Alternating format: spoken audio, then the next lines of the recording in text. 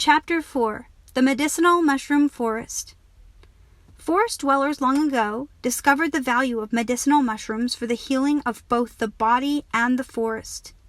Sadly, most of our ancestors' empirical knowledge is lost, but what little survives hints at a rich albeit vulnerable resource. The science of soils, mapping the matrix of plant, animal, and microbial communities in a habitat, remains in its infancy. Researchers have shown, however, that the forest is thoroughly interlaced with fungal nets of mycorrhizal, saprophytic, parasitic, and endophytic species. Mushrooms are forest guardians. A forest ecosystem cannot be defined without its fungi because they govern the transition between life and death and the building of soil, all the while fueling numerous life cycles. Primary saprophytes initiate the decomposition process, and what the saprophytes don't break down, the mycorrhizal fungi do.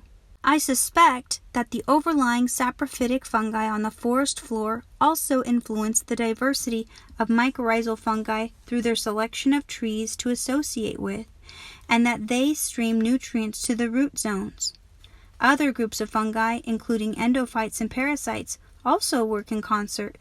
With a complex interplay of partnerships, mutualism, and parasitism, fungi build the soils beneath our feet.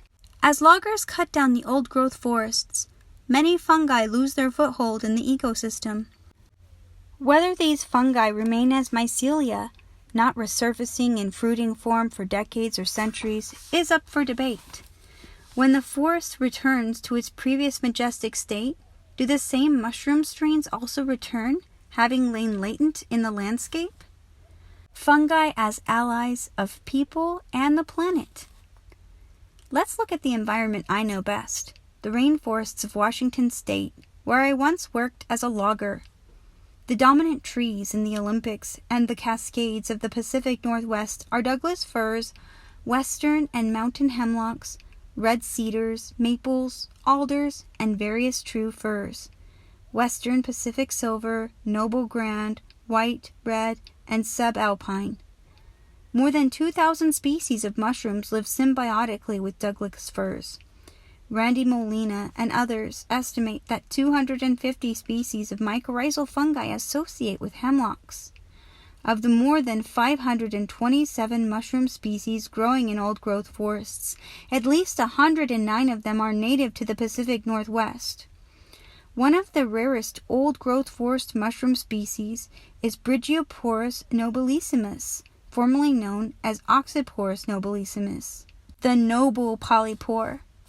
This mushroom once held the record for the largest in the world, but was bumped by a more massive individual of the species, Brygioporus ulmarius, estimated to weigh more than 660 pounds. Other rare species are likely to thrive in old-growth forests, but they may also go undiscovered for decades to come. Most of the mushrooms collected in the forest are gathered for food, and most of these varieties are mycorrhizal, dependent on trees. The most recent data I have seen on the harvesting of wild mushrooms comes from a species survey in which the British Columbia Ministry of Forests tabulated 40 mushroom species of commercial interest. The most commonly collected mushrooms are chanterelles, matsutake, and hedgehogs. We face escalating challenges to our health from pollution and disease. Even in this era of high-tech genomics, natural compounds still provide a baseline for synthesizing drugs. Estimates are that 2/3 of our pharmaceuticals still originate from nature. For example, natural medicines such as Taxol, discovered in the bark of the Pacific yew trees, give chemists clues to manufacturing similar potent compounds for treating deadly diseases, including ovarian and other cancers. Andrea Stearley, Gary Strobel, and Donald Stearley discovered that an endophytic fungus, Taxomyces andreanae, inhabited the yew tree, synthesized Taxol, and for this discovery they were awarded several patents. Synthesizing Taxol requires numerous steps, and despite advances, it's still more economical to derive Taxols from natural sources, such as the English yew. or North American ground hemlock. Another example of the potential medicinal value of old-growth forest fungi is my discovery that an extract from the Agaricon polypore mushroom, Fomitopsis officinalis, protects human blood cells from infection by orthopox viruses, the family of viruses that includes smallpox. Strains of Agaricon varied in their potency. A moldy cantaloupe sent to an Army research lab in 1941 by a housewife from Peoria, Illinois, gave rise to the strains of Penicillium chrysogenum that allowed for the commercial production of penicillin. This discovery saved millions of lives and billions of dollars, and helped us win World War II, since the Germans and Japanese did not have effective antibiotics. In contrast, Agaricon, Fomitopsis officinalis, does not enjoy the luxury of this penicillium mold's widespread cosmopolitan habitats. Agaricon is restricted to an endangered habitat in rapid decline. Less than 5% of our northwestern old-growth forests survive today in the aftermath of 150 years of logging. No doubt, strains of Agaricon living in these ancestral forests will prove to be more potent against pox viruses than what I have recently discovered. The old-growth mycoforests suddenly become more valuable not as timber source but as a remedy against natural or weaponized diseases. What other myco-medical remedies await discovery in our ancient forests? I have little doubt that many other mushrooms will provide us with antiviral or anti-cancer drugs, provided our forests survive the effects of short-sighted political and corporate agendas. With the increasing threat of bioterrorism, especially from viruses like smallpox and bacteria like anthrax, protecting our fungal genetic diversity, especially in old-growth forests, is a matter of national defense. Most importantly, the survival of future generations may be at stake. For a further discussion, see mushrooms that prevent and heal viral disease on page 42. Wild medicinal mushrooms of North America.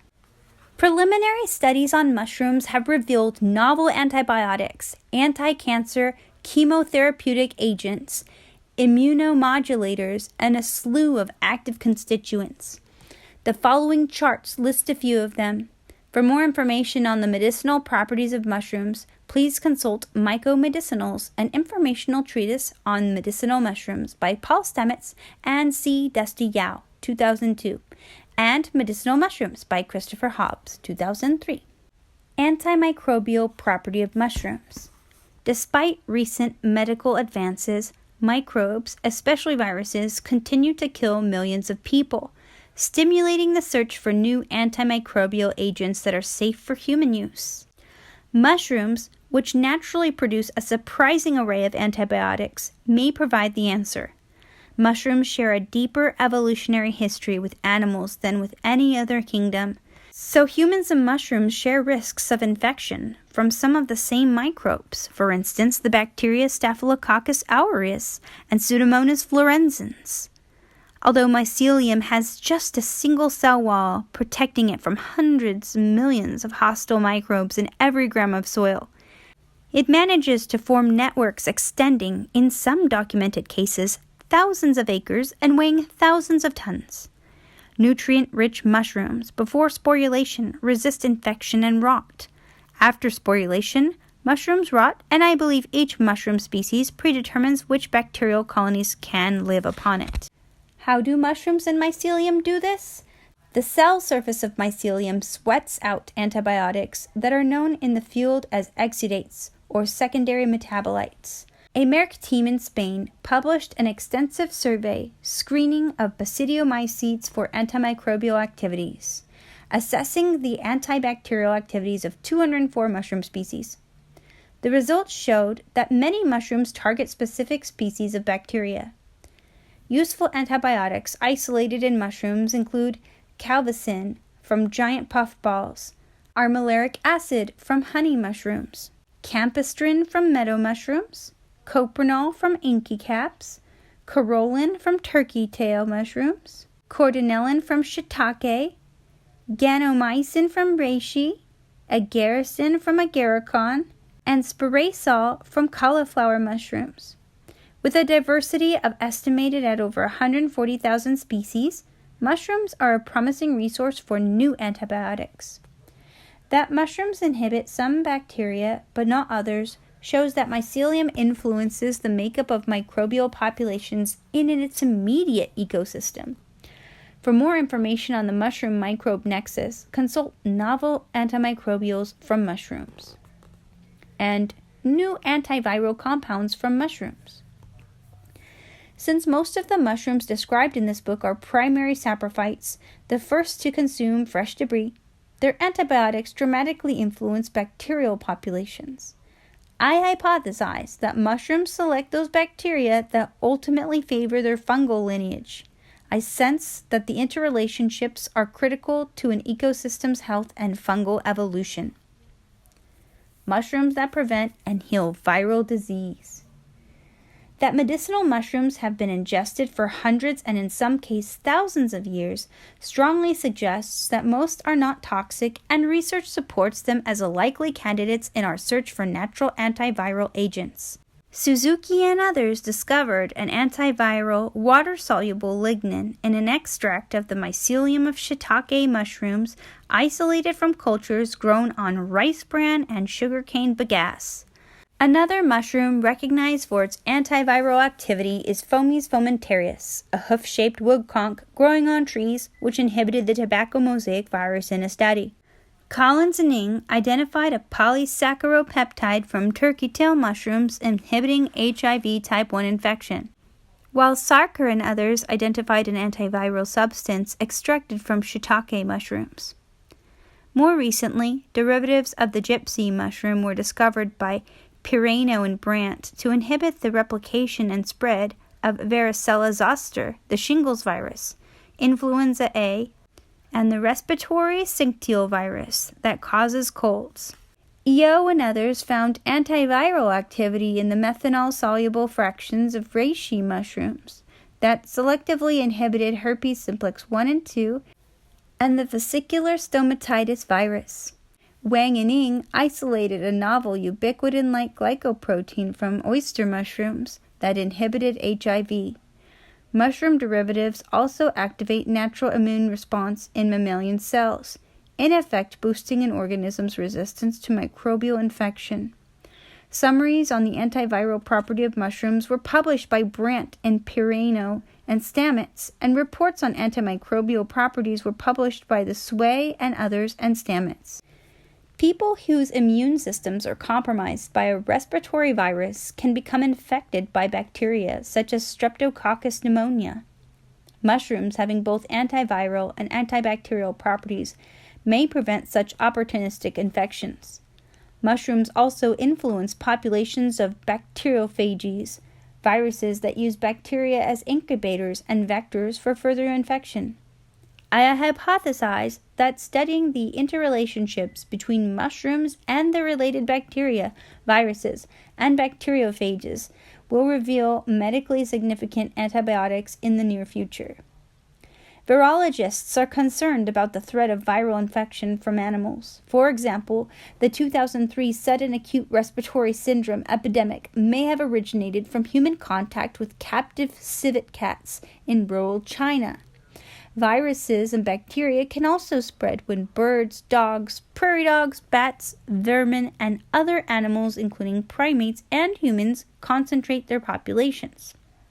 Of particular concern to me are animal factory farms, wherein thousands of chickens, hogs, cows, and other animals are aggregated, providing a prime breeding environment for microbes. Feedlots and factory farms could possibly be used by bioterrorists as launching platforms for pandemics.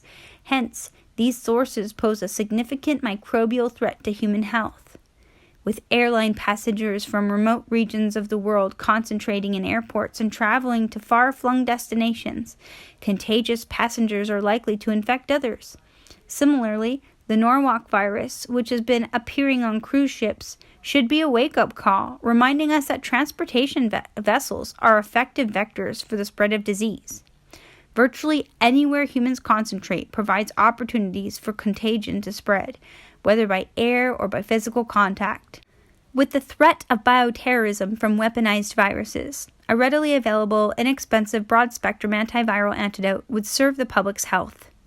Mushrooms, especially combinations of mushrooms, offer protection from infectious diseases in at least 3 ways. First, directly as antimicrobial agents, antibiotics. Second, by increasing your immune system's natural defenses, what physicians call the host-mediated response. And third, the custom construction of mycelial mats for mycofiltration can reduce the risk of infection from environmental sources such as sewage from feedlots and slaughterhouses. The key is to match the mushroom with the pathogen. Mushrooms are a hot topic right now with medical researchers. They're the subject of clinical studies that examine their usefulness in adjunct therapies used as a complement to conventional medicine. Researchers have found that mushrooms contain polysaccharides, glycoproteins, proteoglycans, ergosterols, triterpenoids, enzymes, acids, and antibiotics that when used individually and in concert can stop infection. Scientists have also found that each species of mushroom has a signature architecture and defense against microbes. The medicinal properties of mushrooms are covered in further detail in my book, Mycomedicinals, and in Christopher Hobbs' Medicinal Mushrooms. Mobilizing mushrooms against AIDS. Several mushroom species, oyster, shiitake, maitake, turkey tails, and other polypores have shown anti-HIV activity under certain circumstances. The National Institutes of Health funded a small clinical study using oyster mushrooms in conjunction with protease inhibitors. The application, entitled Anti-Hyperlipidermic Effects of Oyster Mushrooms in the CAM Therapy in the Treatment of HIV/AIDS, was approved in late 2003 with trials scheduled to start in mid-2005 and to be supervised by the School of Medicine at the University of California, San Francisco.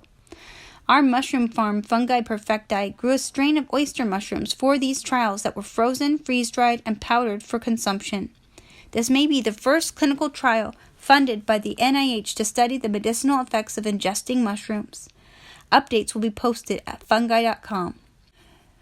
Protease inhibitors, commonly prescribed to combat HIV, interfere with lipid metabolism in the liver, causing an accumulation of bad cholesterol, LDL. From the hyperaccumulation of LDL, many patients suffer from arteriolosclerosis, endocrine disruption, and heart disease.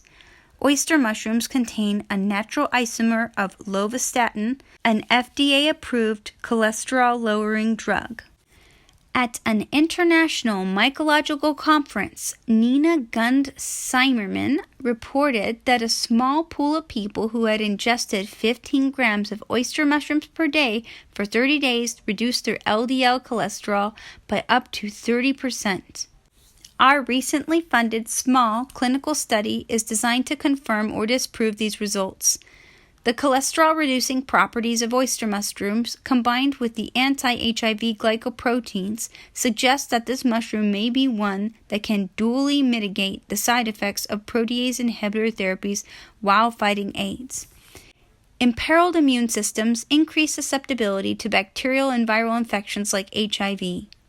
In many regions of the world, such as Africa and India, poor nutrition, bad sanitation, and impure water are among the factors exacerbating the effects of HIV. As mushroom cultivation enterprises spread to developing countries in order to combat hunger, they are also well positioned to help fight HIV. Urgent needs in these areas, the need to fight famine, recycle waste, build soil, protect crops, create jobs, and combat HIV, are well served by mushroom cultivators. Mushroom farms could reinvent themselves as healing art centers. Rarely in the natural world are there organisms who can be pivotal in addressing the many causes of disease. Mushrooms stand out. Not only are they essential for bolstering the food web by increasing sustainability of soils and helping integrate the communities, but their mycelia and fruit bodies produce a gamut of highly potent products, medically beneficial to the environment and the organisms living within. Our mandate is to engage these fungi as allies. Mushrooms can rescue us from our current spiral toward ecological collapse and massive extinction.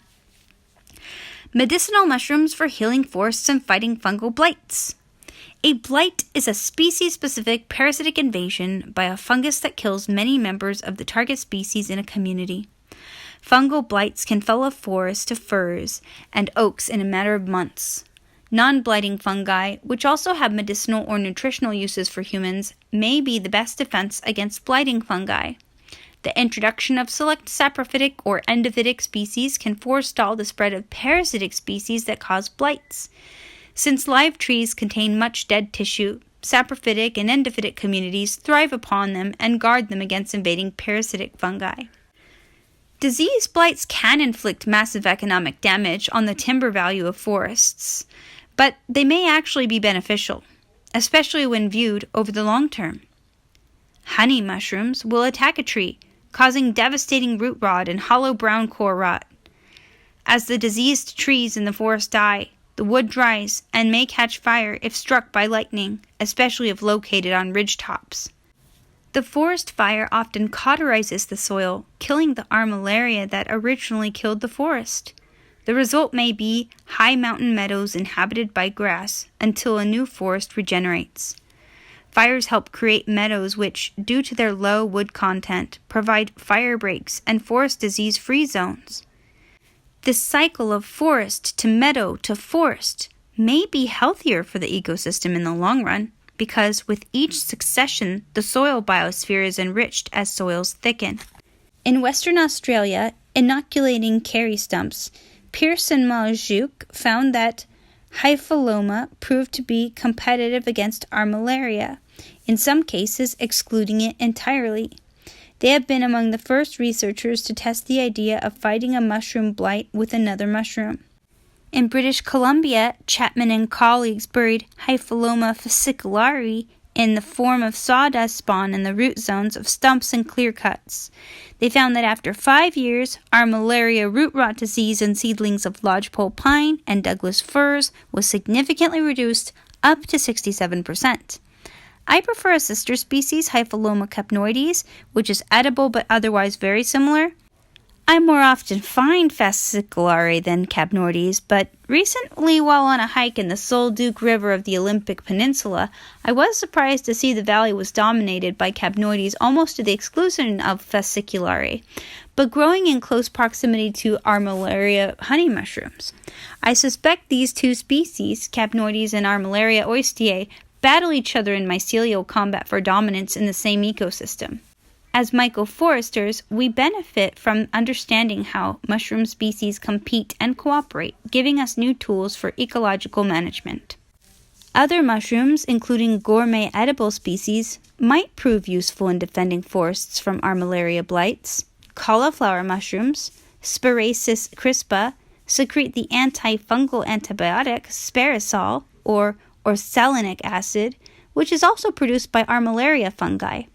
Mushrooms are naturally immune to their own antifungal secretions and are unaffected by the same secretions from competitors.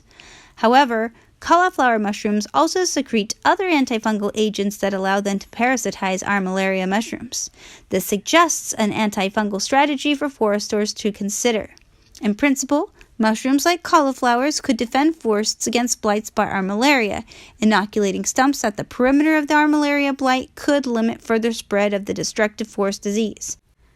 Some mycologists believe that the cauliflower mushroom is a root parasite that, like armillaria, can grow saprophytically after the host tree dies.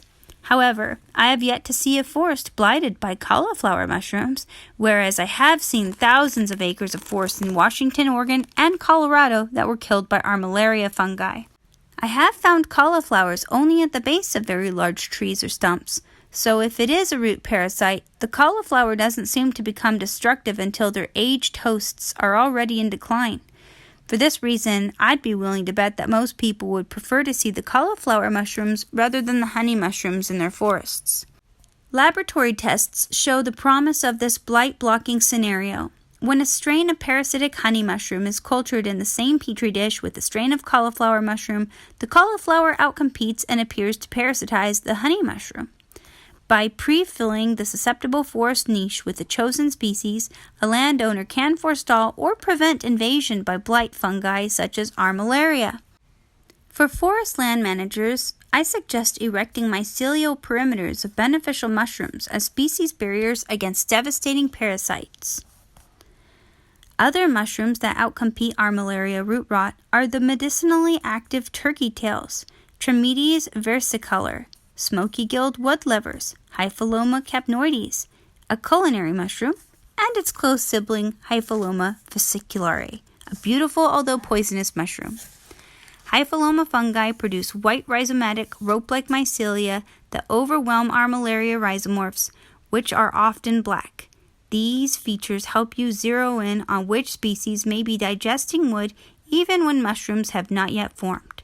Turkey tail mycelium grows far faster than that of armillaria and Hyphiloma. When smoky-gilled woodlevers and turkey tails confront the honey mushroom in a culture, they overgrow this parasite. I think these insights may be one of the most significant to date in the use of non-mycorrhizal fungi in mycoforestry practices. By occupying the niche with selective species in advance, invasive fungi cannot take root. Although turkey tail mushrooms, Trametes versicolor, had a similar protective effect against armillaria blight, this species did not compete as well as the Hyphiloma species below ground in the root zones. I find this particularly interesting since Hyphiloma mushrooms often form at the interface where the stump emerges from the ground, whereas turkey tails tend to stay above ground. Perhaps Hyphiloma species are better subterranean competitors in complex soil environs, producing cord-like mycelial growth similar to that of the garden giant, a relative from the same family, the Strophareaceae.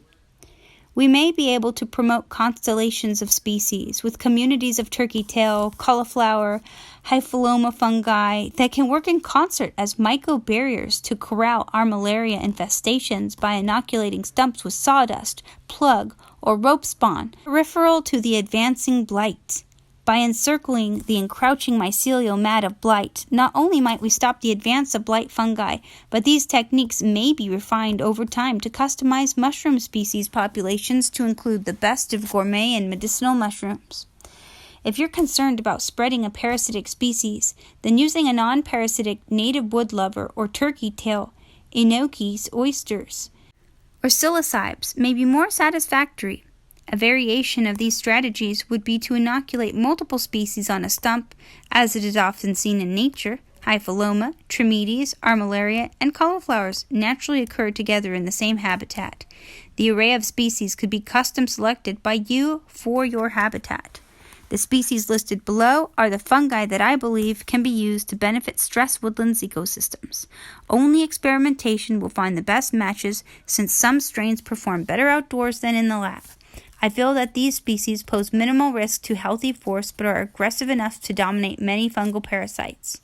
See Chapter 14 for growth parameters and recommended courses of inoculation for each of these species.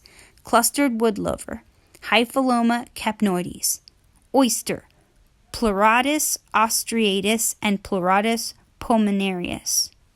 Garden giant, Stropharia rugoso annulata. Psilocybes, Psilocybe, cyanescens, and allies. Turkey tail, Trametes versicolor. Turkey tails, woodlovers, oysters, garden giants, and psilocybes are perhaps the best saprophytic sentinels in our mycological armamentarium for helping an injured forest ecosystem recover. These aggressive mushrooms love bacteria, and they grow with so much vigor that they suppress parasitic invaders such as honey mushrooms, protecting and benefiting forest growth. Since we have changed the environment so radically in such a short time, nature needs our help in order to mend. Under ordinary circumstances, nature self-prescribes fungi for its own healing.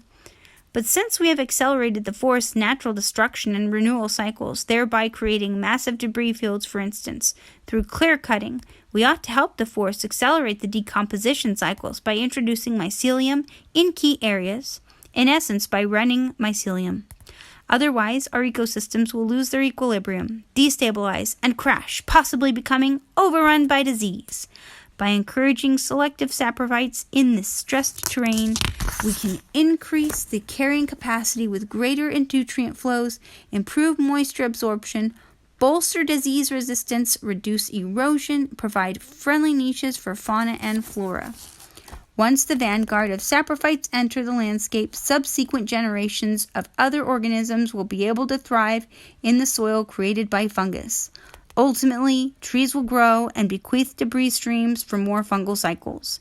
Mycorestoration strategies can also help landscapes whose immune systems have been harmed by pollution. Fortunately, mushrooms like turkey tail are multi-beneficial, preventing blights, fighting bacteria, and breaking down toxic chemicals like PCBs and diotoxins. Later in this book, we'll see how we can use the mushrooms to fortify our own immune systems and break down toxins. I believe habitats, our bodies, and our environments have immune systems that can benefit from using certain mushroom species. You can't do that. If you're planning to introduce saprophytic mushrooms to a forest for healing, you should brace yourself for criticisms from foresters and mycophobes who warn against unleashing a dangerous fungal plague that could wipe out entire forests, saying that my strategies are untested and risky. Their fears are primarily based on the proven devastation of California oaks by Phytophthora species and Oregon firs by Armillaria species. I would counter by saying that promoting these saprophytic mushrooms conforms to the precautionary principle adopted by many cities and organizations across America in the past few years. This principle advocates thinking of the future as much as the present, a blending of long-sighted intention and environmentally rational strategy. Like the Hippocratic oath taken by physicians to first do no harm as healers, the precautionary principle suggests that doing nothing is often better than doing something if there are substantial unknown risks inherent in the action. However, the precautionary principle advocates action in the face of impending disaster, and this is where I think mycorestoration strategies fit well. One could argue that introducing the cauliflower mushroom, a weakly parasitic root rot fungus, might violate the precautionary principle. However, I know of no cases of Spiraeus crispa blight, nor have I found any reports by mycologists or foresters. My in vitro tests show that Spiraeus crispa outcompetes Armillaria millia, suggesting that Mycelia may actually limit this known virulent root pathogen, thereby preventing a devastating blight by introducing a negligible one. Similarly, forest fires are often stopped by starting smaller backfires. As you can see, this strategy is not risky and therefore does not violate the precautionary principle. A potential downside on the precautionary principle, which is used to protect against negative unforeseen consequences, is that it puts the brakes on progressive thinking and may limit the search for existing nature-based remedies tested in the theater of evolution. I believe that it's better to search for our planet's existing genetic diversity for naturally resistant crops instead of birthing GMOs, the Frankenstein creatures of our era. This book encourages exploration of fungal biodiversity for indigenous remedies to many of the problems we have created for ourselves. This issue was exemplified when a friend tried to introduce the wood lover, Hyphiloma capnoides, two wood chips in a decommissioned road reclamation project in northern Arizona. See Chapter 6. Although he had found reports that wood lover was a native of the area and was following my principle of amplifying native strains rather than importing non-native ones, a forester threatened to fight his plan because she incorrectly claimed that this wood lover was not native and had parasitic potential. The saprophytic genome is no longer geographically restricted because spores easily travel by attaching themselves to hikers, birds, automobiles, pieces of mail, agricultural shipments, and winds. In this case, however, her mycophobia clouded rationality as this wood lover mushroom is a natural resident of the forest she helps manage. Even the best of new ideas are often met with passionate resistance. Many plant pathologists' niche of expertise is fungal parasites. Saprophytes do not infect, they degrade already dead tissue. Just walking through a forest, a forester, or anyone else transports a pathogenic or saprophytic payload of spores hitchhiking on his or her body that far outstrips the environmental impact of the spore-free spawn from an implanted saprophyte. We need to weigh the balances of potential costs versus benefits to the environment. Enlightened forest pathologists can aid mycoforestry research by testing some of the principles set forth in this book. Together, we can create strategies to use fungi to improve forest health while minimizing risk. We must continually reevaluate the benefits of mycorestoration strategies in contrast to their risks. By the same token, we must also continuously reevaluate the costs and risks of doing nothing.